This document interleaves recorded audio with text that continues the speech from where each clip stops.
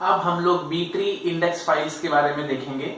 तो पहले थोड़ा सा मैं आपको इंट्रोडक्शन देता हूँ कि बी ट्री क्या है और उसके बाद फिर हम लोग देखेंगे कि इंडेक्स फाइल को हम लोग उसमें कैसे स्टोर करेंगे। ठीक है, ओके। तो पहले तो हमें ये पता होना चाहिए बी ट्री में बी का मतलब क्या है। बी का मतलब होता है बैलेंस्ड। ये बात थोड़ी सी गलत है, कई बार ये दिमाग में आता है कि बी का मतलब बाइनरी है। बाइनरी नहीं है ये, इसका मतलब बैलेंस्ड होता है। और वर्ड बैलेंस का मतलब है जितनी भी लीफ नोड्स होंगी वो सारी सेम लेवल पे होंगी। ठीक है, यही पॉइंट हमने लिखा है, all leaf nodes are at same level. ये तो आई थिंक पता होगा सबको, leaf node, root node, internal node, ये सब चीजें मैं मतलब बहुत बेसिक्स नहीं बताऊंगा, इसमें बहुत टाइम वेस्ट होगा।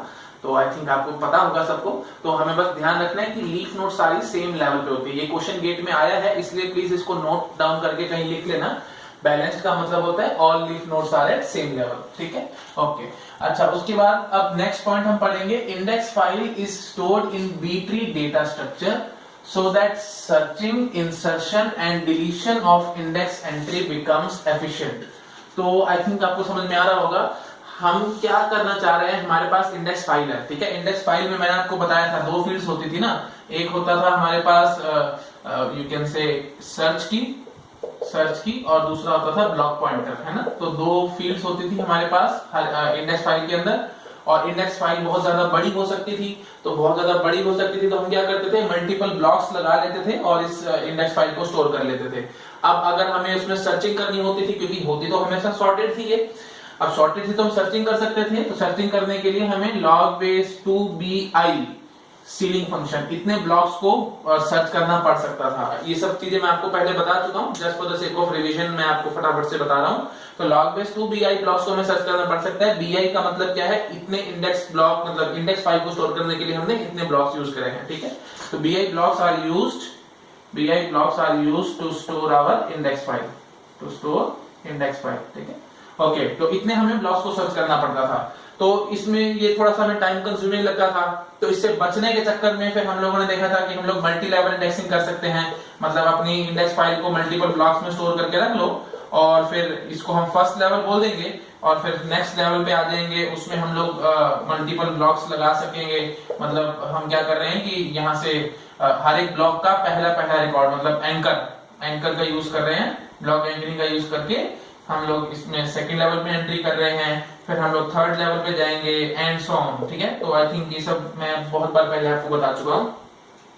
बट उसमें फिर वही प्रॉब्लम आएगी कि इंसर्शन और डिलीशन में बहुत दिक्कत आएगी। जैसे अगर मेरे को कोई डेटा फाइल में कुछ इंसर्ट करना है, उसके चक्कर में फर्स्ट लेवल पे चेंज होगा, सेकंड पे, थर्ड पे एंड सो ऑन, तो वो सब हम लोग नहीं चाहते।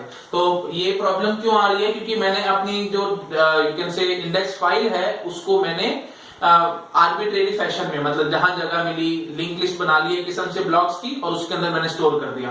तो अब हम क्या चाहते हैं, अब हम ऐसे नहीं चाहते कि अपनी इंडेक्स फाइल को आर्बिट्रेरी कैसे भी करके स्टोर कर दें। हम एक बहुत अच्छा डेटा स्ट्रक्चर यूज करेंगे जिसको हम लोग बोलेंगे बी ट्री। तो इस बी ट्री डेटा स्ट्रक्चर की फॉर्म में हम लोग अपनी इंडेक्स फाइल को स्टोर करेंगे। ठीक है, और उसका फायदा ये होगा, हमें सर्च करना, इंसर्ट करना और डिलीट करना ये बहुत आसान लगेगा और अदर बहुत एफिशिएंट हो जाएगा। ठीक है, पहले बहुत टाइम वेस्ट हो रहा था इन सब चीजों में, बट अब हमारा टाइम बहुत सेव होगा। ठीक है, that is the main use of B tree. तो बी ट्री क्या है, कुछ नहीं है, डेटा स्ट्रक्चर है जिसकी मतलब एक डेटा स्ट्रक्चर है जिसकी हेल्प से हम लोग अपनी इंडेक्स फाइल को स्टोर कर रहे हैं। ठीक है, दैट्स इट, ओके। अच्छा, अब इसमें हमें एक एजम्पशन है, जो एजम्पशन हमें याद रखनी है जब भी हम बी ट्री की बात कर रहे होंगे। Field on which index is built, मतलब जो हमारी इंडेक्सिंग फील्ड थी, that must B non repeating और यूनिक। इस बात का हमें बहुत ज्यादा ध्यान रखना है, वो रिपीट नहीं होनी चाहिए, that means it must always be unique. ठीक है, वैसे हो सकता है कि वो रिपीट हो रही हो, क्योंकि हमें पता है इंडेक्स तो हम किसी भी फील्ड पे बना सकते हैं, बट अगर वो रिपीट हो रही है तो फिर हमें जो हम उसको भी बी ट्री में स्टोर कर पाएंगे ऐसी इंडेक्स फाइल को भी, बट फिर जो हमारे एल्गोरिथम्स है ना इंसर्शन के, डिलीशन के, वो सब चेंज हो जाएंगे और हमारी बेसिक डेफिनेशंस चेंज हो जाएंगी और फिर वो बहुत डिफिकल्ट हो जाता है वो सारा काम, और वो गेट के आउट ऑफ स्कोप है, वो सब चीजें गेट में नहीं आएंगी। तो इसलिए हम सिंपल एजम्पशन मान के चलेंगे कि जो भी जिस भी फील्ड में हम लोग इंडेक्स बना रहे हैं, that means our indexing field that must be unique. ठीक, ओके। कुछ इंपॉर्टेंट प्रॉपर्टीज देखते हैं बी ट्री की, लेकिन उससे पहले मैं बेसिक कंसेप्ट्स आपके थोड़े क्लियर करता हूं, फिर आपको ये प्रॉपर्टी समझने में आसानी होगी, अदरवाइज थोड़ी सी दिक्कत आ सकती है। तो देखो हम क्या करते हैं, मैंने आपको बताया था कि बी ट्री का बेसिक काम क्या है, you can say B tree की फॉर्म में हम लोग अपनी इंडेक्स फाइल को स्टोर कर रहे थे। ठीक है, तो बेसिकली इंडेक्स फाइल स्टोर कहाँ होगी, अल्टीमेटली ब्लॉक्स के अंदर स्टोर होगी हार्ड डिस्क में। तो मैं आपको ब्लॉक का स्ट्रक्चर दिखाता हूँ, उसके बाद फिर हम लोग ये सब प्रॉपर्टीज को देख पाएंगे, ठीक है। ओके, तो जनरली मैंने आपको बताया था कि इंडेक्स फाइल के अंदर दो चीजें होती हैं, एक होता है सर्च की और दूसरा होता था ब्लॉक पॉइंटर या रिकॉर्ड पॉइंटर। वो हम देख लेते थे कि जिस भी टाइप का इंडेक्स चल रहा होता था उसके हिसाब से किसी में हम लोग ब्लॉक पॉइंटर रख लेते थे और किसी में रिकॉर्ड पॉइंटर रख लेते थे। तो यहाँ पे देखो हम लोग क्या करेंगे, जैसे सपोज करो मेरे पास कुछ सर्च कीज हैं, मैं उनकी वैल्यूज लिखता हूँ, मान लेते हैं 5, 10 और 18, ठीक है। एक और ले लेते हैं, चलो 18 के बाद 25, ठीक है। अच्छा, और अब 5 के साथ हम लोग रिकॉर्ड पॉइंटर रखेंगे, मतलब pointer to the record where this search key 5 is present, again pointer to the record where this search key 10 is present. Hard disk के अंदर मतलब हम लोग रखते जा रहे हैं, ठीक है। ये आप देख सकते हैं, मतलब ये सिंपल रिकॉर्ड पॉइंटर्स हैं, ठीक है। तो हर एक की के साथ मैंने रिकॉर्ड पॉइंटर को रखा है।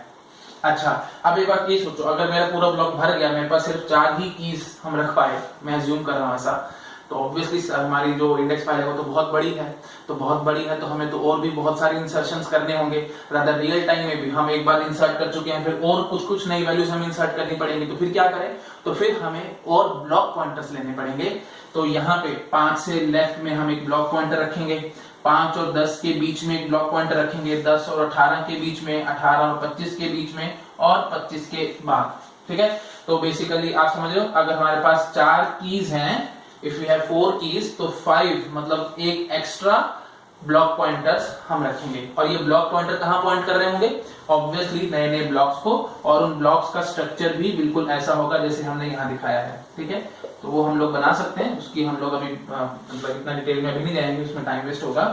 तो खैर हम लोग उन ब्लॉक्स को बना सकते हैं, ठीक है। अब मेन बात ये रहेगी कि इस ब्लॉक के अंदर जितनी भी वैल्यूज होंगी वो सारी लेस देन 5 होंगी, और इस ब्लॉक के अंदर जितनी भी वैल्यूज होंगी वो 5 से बड़ी और 10 से छोटी होंगी, ठीक है। ग्रेटर देन 5 और लेस देन 10, और इनके बीच में आई थिंक आप समझ गए होंगे, आप ग्रेटर देन 10 और लेस देन 18, और यहाँ पे ग्रेटर देन 18 और लेस देन 25, और इधर ग्रेटर देन 25। इक्वल टू मैं नहीं लगा रहा, इक्वल टू क्यों नहीं लगा रहा, क्योंकि मैंने भी आपको बताया था, ये मेरी assumption है कि सारी सर्च की यूनिक हैं, डुप्लीकेसी का कोई चक्कर नहीं है, तो इक्वल टू डालने का मेरे पास कोई सेंस नहीं बनता, इसलिए मैंने यहाँ पे स्ट्रिक्टली लेस देन रखा है, यहाँ पे स्ट्रिक्टली ग्रेटर देन 5 और यहाँ पे strictly less than 10 and so on. I think आपको समझ में आ रहा होगा, just like binary search tree है, इधर सारे छोटे और इधर बड़े, तो अगर क्योंकि यहाँ पे बीच में 2 वैल्यूज हैं तो इस वाले से तो बड़े होंगे और इस वाले से छोटे होंगे, तो वो चीज हमने करी है, 5 और 10 के बीच में 5 से बड़े और 10 से छोटे, ठीक है। आई थिंक क्लियर हो गया होगा आपको। तो हम क्या बोलेंगे कि नोड का स्ट्रक्चर कैसा नजर आएगा, या यू कैन से ब्लॉक का स्ट्रक्चर कैसे नजर आएगा। ब्लॉक के अंदर हमारे पास की और रिकॉर्ड पॉइंटर का पेयर होगा, पहली बात तो ये है, ठीक है। मल्टीपल की और रिकॉर्ड पॉइंटर के पेयर्स हैं, और साथ साथ उन जो भी की और रिकॉर्ड पॉइंटर के पेयर्स के बीच में जो जो हमारे पास जगह है, हम उसके अंदर ब्लॉक पॉइंटर्स रखते जा रहे हैं, ताकि हम लोग यही स्ट्रक्चर को आगे दोबारा से फॉलो कर सकें। और वैल्यूज हमने देख ली कैसे भर रहे हैं, और ये बात भी आप देख पा रहे हैं सारी सॉर्टेड हैं, ठीक है।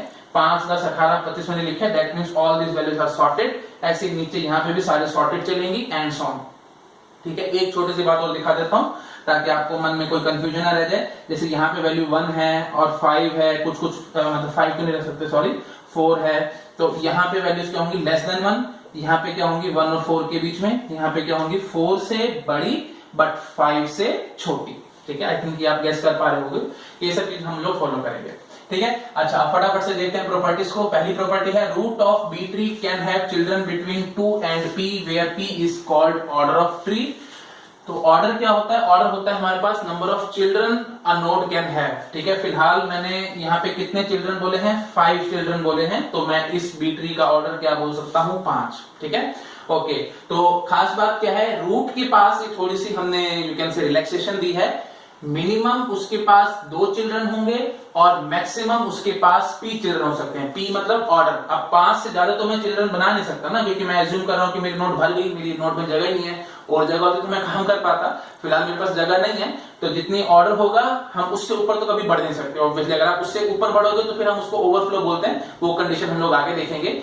तो मिनिमम 2 चिल्ड्रन होने बहुत जरूरी है रूट के पास, और मैक्सिमम p तक जा सकते हैं, ठीक है। मिनिमम 2 का मतलब समझ रहे हो ना, जैसे ये हमारी नोड है कोई, अगर रूट नोड है ये, तो हम मिनिमम 2 चिल्ड्रन रखेंगे, मतलब कम से कम ऑब्वियसली एक की और रिकॉर्ड पॉइंटर पेयर तो हमें रखना ही पड़ेगा ना। जैसे हमने 10 रख लिया, 10 और एक रिकॉर्ड पॉइंटर होगा इसका, और तो यहाँ पे हमने 2 ब्लॉक पॉइंटर्स बना लिए, तो इसके पास 2 चिल्ड्रन है, तो हम क्योंकि ये रूट है इसके लिए ये बात जायज है।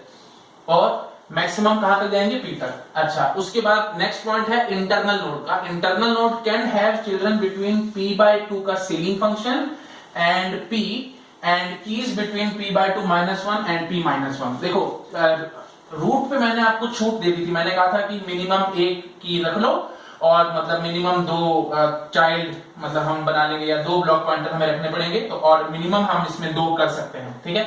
बट इंटरनल नोड में ये चक्कर नहीं है। इंटरनल नोड में हमें मिनिमम p/2 तो रखना ही पड़ेगा। इसका मतलब क्या है, ऐसे समझो, जैसे अगर मैं बोलता हूं आपको ऑर्डर हमारे पास 5 है, 5 ऑर्डर का मतलब क्या होगा, जो भी मेरी इंटरनल नोड होगी उसमें 5/2 का सीलिंग फंक्शन मतलब 3, दैट मीन्स 3 चिल्ड्रन होने बहुत जरूरी है इंटरनल नोड के पास। अगर 3 चिल्ड्रन नहीं रखे उसने तो हम उस कंडीशन को अंडरफ्लो बोलते हैं, और ये चीज हम लोग बी ट्री में अलाउ नहीं करेंगे। इसलिए हमने बोला है मिनिमम p/2 का सीलिंग फंक्शन और मैक्सिमम तो ऑब्वियसली p से ऊपर तो मैं जा नहीं सकता, ठीक है।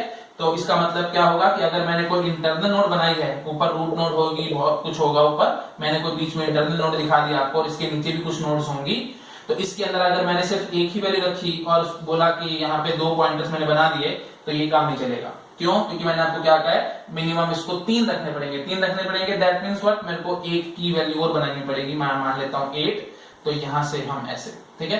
तो समझ रहे हो ना, अब हमारे पास 3 पॉइंटर्स आ गए, तो हम कहेंगे ठीक है, ये इंटरनल नोड जो हमने बनाई है ये p = 5 मतलब 5 ऑर्डर वाले बी ट्री को फॉलो कर सकती है। क्यों? क्योंकि इसमें हमने मिनिमम रखे हैं, दैट मींस p/2 का सीलिंग फंक्शन, ठीक है, और मैक्सिमम कहां तक जा सकते थे, p तक। अच्छा, और की कितनी होंगी, कीज उसके अंदर p/2 -1 एंड p-1। ये तो आई थिंक आपको अपने आप से समझ में आ रहा होगा देखते ही। जैसे यहाँ पे हमने 3 ब्लॉक पॉइंटर्स बनाए हैं, तो चिल्ड्रन हमारे पास कितनी, या यू कैन से कीज कितनी है, सिर्फ 2 ही हैं, तो एक कम है ना, बस वही चीज हम यहाँ कहना चाह रहे हैं। तो p/2 -1 एंड p-1, ठीक, बहुत बेसिक सी बात है। आगे बढ़ते हैं। Structure of internal nodes and leaf nodes are same, ये बात याद रखना, ये बी ट्री में सेम है, बी प्लस ट्री में थोड़ा सा डिफरेंस होता है, वो मैं आपको आगे चल के क्लियर करूंगा। बट हमें याद ध्यान रखना है, इंटरनल नोड और लीफ नोड का स्ट्रक्चर एकदम सेम है। और वो कैसा स्ट्रक्चर है, ये मैंने अभी जैसे आपको एक्सप्लेन किया था, एक पॉइंटर होगा, मतलब एक ब्लॉक पॉइंटर होगा, उसके बाद की और रिकॉर्ड पॉइंटर का पेयर आ गया एक, फिर नेक्स्ट ब्लॉक पॉइंटर आ गया, फिर की और रिकॉर्ड पॉइंटर का पेयर, फिर next pointer and so on. तो अगर मैं ऑर्डर p मानता हूं तो k p-1 pr p-1 यहां तक हम लोग चले जाएंगे और लास्ट पॉइंटर p हो जाएगा, ठीक है, क्योंकि ऑर्डर हमारा p है, ये हम एज्यूम कर रहे हैं। ओके, आई थिंक समझ में आ गया होगा सबको। नेक्स्ट है, leaf node can have keys between p/2 -1 and p-1 and 0 children. ये बात याद रखना, ऑब्वियसली लीफ है तो चिल्ड्रन तो उसके 0 ही होंगे, बट कीज उसके अंदर हमें मिनिमम कितनी रखनी पड़ेगी, p/2 -1 टू p-1, ठीक है। तो जैसे हमने ये चीज है, ये देखो बिल्कुल एकदम वही, तो मेरे को बार बार एक्सप्लेन करने की जरूरत नहीं है, p/2 -1 एंड p-1 तो स्ट्रक्चर सेम है, तो कीज तो एकदम सेम होंगी, फर्क आएगा सिर्फ चिल्ड्रन में। इंटरनल नोड के पास चिल्ड्रन कितने होने चाहिए, p/2 का सीलिंग फंक्शन और p के बीच में, और यहाँ पे 0 चिल्ड्रन होंगे क्योंकि ये लीफ नोड है, ठीक। ओके, और ये चीज हमने अभी बताई थी आपको कि keys must be present in sorted order, सारी जो इतनी भी कीज है हमारे पास वो सभी सॉर्टेड ऑर्डर में होनी बहुत जरूरी है, ठीक, ताकि मैं आपको दिखाऊंगा आगे, हम लोग सर्चिंग करने में, डिलीशन, इंसर्शन, इन सब में बहुत आसानी होगी हमें इस चीज से, ठीक। ओके, एक क्वेश्चन देखते हैं ऑर्डर पे, ताकि आपको बहुत अच्छे से समझ में आ जाए चीजें जो हमने अभी प्रॉपर्टीज करी थी। देखो, find minimum and maximum number of keys and children for root, internal and leaf node, सबके लिए हमें बताने हैं of B tree of order 5 and 10, ठीक है। तो पहले हम ऑर्डर 5 की बात करते हैं। अगर ऑर्डर हमारा 5 है तो रूट के पास मिनिमम चिल्ड्रन कितने होंगे, देखो मैंने आपको बताया था मिनिमम उसके पास 2 चिल्ड्रन हो सकते हैं, चाहे कोई भी ऑर्डर हो, हमें इससे फर्क नहीं पड़ता, तो मिनिमम विल बी 2। और मैक्सिमम चिल्ड्रन कितने हो सकते हैं, ऑब्वियसली जितना ऑर्डर है दैट इज 5। अच्छा, कीज, मिनिमम कीज कितनी होंगी, एक कम, मैंने बताया था ना, -1 कर दो बस, इसमें 2 - 1 दैट इज 1, 5 - 1 दैट इज 4, ठीक है। इंटरनल नोड के पास मैंने बताया था मिनिमम कितने होते हैं, p/2 का सीलिंग फंक्शन, ठीक है, तो 5/2 का सीलिंग फंक्शन, मिनिमम चिल्ड्रन होंगे इसके पास। दैट विल बी 3 और मैक्सिमम ऑब्वियसली 5 और कीज एक एक कम कर देना 2 and 4। ठीक है, लीफ का बिल्कुल वही स्ट्रक्चर रहेगा जैसे इंटरनल का था, बट चिल्ड्रन मैंने आपको बताया था लीफ नोड में 0 होंगे और कीज एकदम सेम कॉपी पेस्ट कर सकते हैं 2 and 4। ठीक है, ओके। अब हम देखते हैं ऑर्डर 10। अगर ऑर्डर 10 होगा तो हम फटाफट से करेंगे। चिल्ड्रन मिनिमम रूट के पास ऑब्वियसली 2 ही रहेंगे क्योंकि ऑर्डर से हमारा कोई मतलब नहीं है, मिनिमम हमें 2 चाइल्ड रखने पड़ते हैं रूट के पास। अच्छा, और मैक्सिमम कितने चले जाएंगे, जितने हमारा ऑर्डर है। कीज एक एक कम कर लेना, यहाँ 1 और यहाँ 9। और इंटरनल नोड में तो 10/2 का सीलिंग फंक्शन करेंगे तो कितना आंसर आएगा 5 और मैक्सिमम 10 और कीज एक एक कम हो जाएगी 4 and 9। और रूट लीफ में तो हमें पता है चिल्ड्रन होंगे नहीं और कीज कितनी हो जाएंगी जितनी हमारी इंटरनल की है क्योंकि स्ट्रक्चर तो एकदम सेम था, उनमें कोई डिफरेंस नहीं था। ठीक है, आई थिंक अब आपको क्लियर हो गया होगा अच्छे से ऑर्डर की हेल्प से हम लोग मिनिमम और मैक्सिमम कीज और चिल्ड्रन कैसे निकाल रहे हैं। ठीक, ओके।